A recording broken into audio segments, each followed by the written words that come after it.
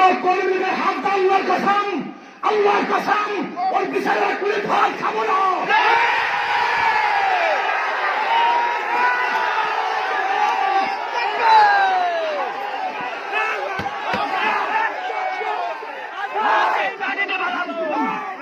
আমাদের একটা কর্মীদের হাত দিয়ে দাও, কত ধানে কত চাউল দেখিয়ে দেবো, কত চাউল মারার জন্য রাজি আছে সবাই।